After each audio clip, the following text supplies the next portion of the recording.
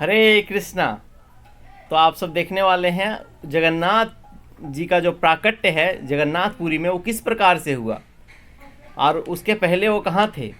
तो ये सब चीज़ें हम लोग आज चर्चा करेंगे आज के इस शॉर्ट वीडियो में। जगन्नाथपुरी जो है उसका नाम उड्र देश भी है और उत्कल देश भी है। तो अलग अलग जगह पे जो है चर्चा आता है। स्कंद पुराण में सबसे ज़्यादा जो है चर्चा आता है, वहीं पे बहुत सारे श्लोकों में वैष्णव खंड में जो है वर्णित है कि उड्र देश में नील माधव जो है जगन्नाथ जी के रूप में प्रकट होंगे, जो साक्षात कृष्ण हैं। जय कृष्ण सही गौर सही जगन्नाथ, जो कृष्ण हैं, जो चैतन्य महाप्रभु हैं, वही जगन्नाथ जी हैं। तो इस प्रकार से जगन्नाथ जी का प्राकट्य होता है। तो हम लोग देखते हैं शुरू से लीला। तो अवंती नाम का एक राज्य था जिसके राजा का नाम था इंद्रद्युम्न। राजा इंद्रद्युम्न बहुत ही भगवत प्रेमी थे, बहुत ही बड़े भगवत प्रेमी राजा थे। तो उनको एक दिन अपने साधुओं की सभा में, उनके राज दरबार में ज़्यादा साधु लोग होते थे, तो जैसा रहेगा संग वैसा होगा मन। तो उनके साधु की सभा में उनको प्रश्न आया कि यत्र साक्षात जगन्नाथ पश्याम येतेन चक्षुषा, क्या मैं जगन्नाथ जी को अपने इन चर्म चक्षुओं से कभी देख पाऊंगा। उनको ये प्रश्न आया कि मैं जगन्नाथ जी को क्या कभी अपने इन्हीं चर्म चक्षुओं से उनका दर्शन कर पाऊंगा। तो इस प्रश्न का उत्तर देने के लिए साक्षात भगवान सन्यासी रूप में, सन्यासी वेश में आते हैं, उनके राज्य में प्रकट होते हैं। ऐसा रूप बनाए होते हैं जैसे वो बहुत सारे तीर्थों का भ्रमण करके आ रहे हों, बहुत सारे जगहों से घूम के आ रहे हों, बहुत सारे जगहों का ज्ञान रखते हों। अष्टदश ज्ञान क्षेत्रों में जो है अष्टदश विषयक रूपी उनको ज्ञान है, ज्ञानी है, वो विद्वान हैं। तो इस प्रकार से वो बताते हैं, जो भगवान सन्यासी रूप में वहाँ पे प्रकट होते हैं और बताते हैं, हे राजन, मैंने अनेकों तीर्थों का भ्रमण किया। मैंने अपने बचपन में लोगों से सुना कि उड्र देश इति ख्याते वर्षे भारत संज्ञ के। उड्र देश जो है वो भारतवर्ष में जो है आता है। फिर आगे बोलते हैं दक्षिणस्यो दधे स्थिरे क्षेत्रम श्री पुरुषोत्तमम। भारतवर्ष में उड्र नाम के विख्यात देश दक्षिण समुद्र के किनारे पुरुषोत्तम नामक क्षेत्र, जहाँ नीलगिरी नाम का पर्वत चतुर्दिक से घने जंगलों से समावृत है, उस स्थान के मध्य में एक विशाल वटवृक्ष है जो 2 मील की लंबाई में फैला हुआ है। 2 मील मतलब होता है 3.2 kilometre, 1.6 kilometre and 1.6 kilometre, 3.2 kilometre के लंबाई में फैला हुआ है। उस वृक्ष के नीचे केवल कुछ दिन निवास करने मात्र से वो पूर्व संचित सारे कर्म फलों से मुक्त कर देता है। उस वृक्ष के निकट ही रोहिणी कुंड नाम का शुद्ध जलाशय है। वो रोहिणी कुंड नाम के जलाशय का जो आपने पिछले क्लास में वर्णन सुना, रोहिणी कुंड नाम का शुद्ध जो है जलाशय है, निर्मल जलाशय है, जिसमें एक कौआ मात्र उसमें गिरने से, जल को स्पर्श करने मात्र से चतुर्भुज रूप में वो भगवान को, भगवत धाम को प्राप्त हो गया। तो इस प्रकार से ये वो जगह है जहाँ पे भगवान नील माधव वहाँ पे रह रहे हैं। नील माधव वहाँ पे रहते हैं और पूजा अर्चना देवतागण आके करते हैं स्वर्ग लोक से। और सबर जनजाति के जो हैं विश्ववसु नाम के एक व्यक्ति हैं, वो जाते हैं वहाँ पे भगवान को भोग लगाते हैं, पूजा अर्चना करते हैं। तो इस प्रकार से उन्होंने सबको इस प्रकार से बताया कि जो जगन्नाथ जी हैं वो इस प्रकार इस जगह पे रह रहे हैं। और उन्होंने जाते जाते सबको बोला कि सदैव कृष्ण का स्मरण करो, यही निरंतर उनके नामों का उच्चारण करो। महाराज, मैं आपसे सारी बातें प्रकट करने हेतु आया हूँ, धन अथवा भूमि के लिए कोई लालच नहीं है हमें। ऐसा कहते हुए तीर्थयात्री जो है सबके आंखों के सामने अंतर्धान हो गए। और भगवान जो सन्यासी तीर्थयात्री के रूप में आए थे अंतर्धान हो गए। उसके बाद फिर राजा को बहुत आश्चर्य हुआ। पूरे सभा में जितने भी सभापति थे सभी आश्चर्य, सभा में जितने भी सभागण में सदस्य लोग थे सब आश्चर्यचकित हो गए। और सबको बहुत अचंभित हुआ कि एक सन्यासी जो तीर्थयात्री के रूप में आए और अचानक से इस प्रकार से भगवान के महिमा का गुणगान करके और वो अंतर्धान हो गए।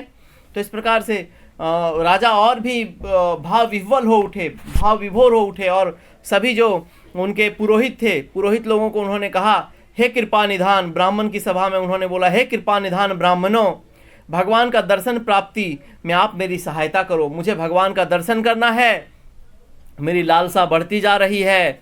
भाव विह्वल हो उठे वो। और वो कहते हैं कि इन्हीं चर्म चक्षुओं से मुझे भगवान का दर्शन करना है। हे बुद्धिमान, हे विद्वान ब्राह्मणों, मुझे सहायता करो। तो इस प्रकार से जो उनके पुरोहित हैं, उनका छोटा भाई का नाम होता है विद्यापति। बोलते हैं कि विद्यापति मेरा छोटा भाई है, पुरोहित बोल रहे हैं कि उनको मैं भेजूंगा। वो बहुत ही बुद्धिमान और विद्वान ब्राह्मण हैं, वो जाकर के जगन्नाथ जी के इस स्थान को, नील माधव के इस स्थान को ढूंढ निकालेंगे। उसके बाद जो है वो चल पड़ते हैं, अपने पुष्पक रथ होता है उस पर आरूढ़ होकर के, फूलों से सजे हुए रथ पे आरूढ़ होकर के नील माधव का दर्शन करने के लिए चल पड़ते हैं।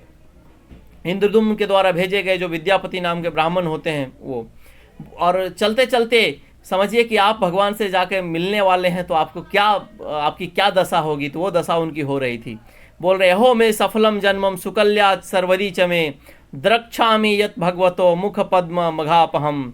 अहो मेरा मनुष्य जीवन रूप में ग्रहण करना ये सफल हो गया, रजनी का सुप्रभात का उदय हो गया, क्योंकि मैं उन परम भगवान के मुख कमल का दर्शन करूंगा जिनका दर्शन करना सारे पापों को नाश करने वाला है।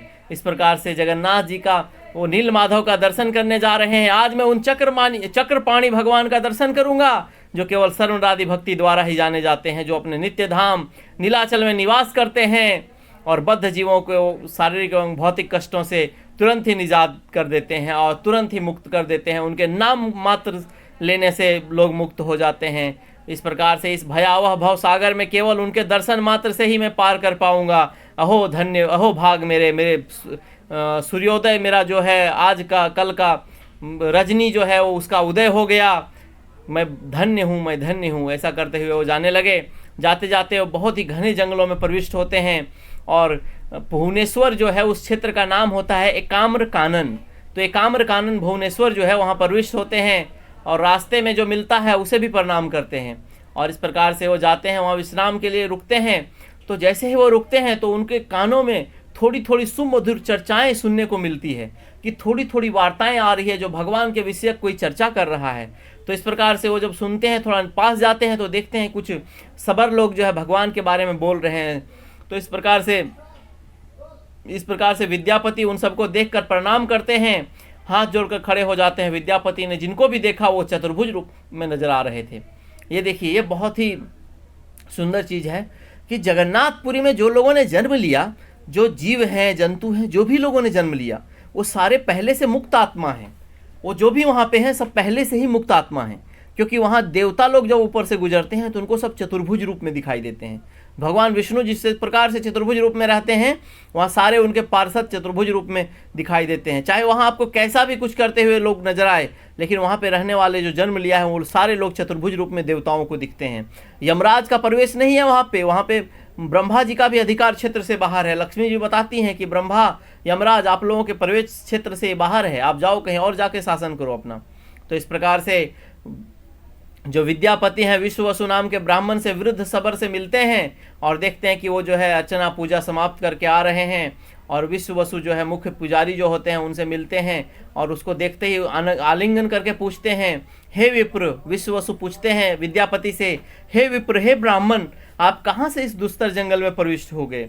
आप भूख प्यास से पीड़ित हो गए हैं, यहाँ कुछ दिनों के लिए निवास कीजिए, इस क्षेत्र में यहाँ पे कुछ दिनों के लिए निवास कीजिए और आपकी जैसे जो आपको रुचिकर हो फल अन्न वो बताइए, मैं आपके लिए प्रस्तुत करूँगा।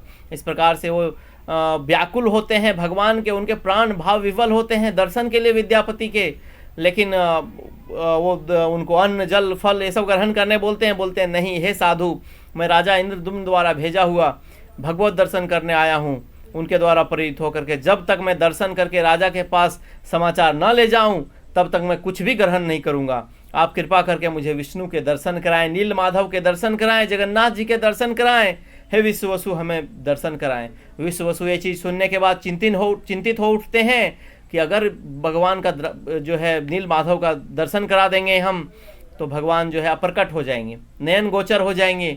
फिर जा कर के उनको पिछली जो लीला है घटना आ जाती है कि ऐसा ही तो होने वाला है। एक समय उनको बताया गया था, एक समय ऐसा आएगा जब नील माधव प्रकट हो जाएंगे, नयन गोचर हो जाएंगे और राजा इंद्रदुम्न अपने प्रजा के साथ साज सामग्री के साथ यहाँ आएंगे और 1000 अश्वमेध यज्ञ करेंगे। उसके बाद जाकर के भगवान जो है दारू ब्रह्म के रूप में जगन्नाथपुरी में प्रकट होंगे।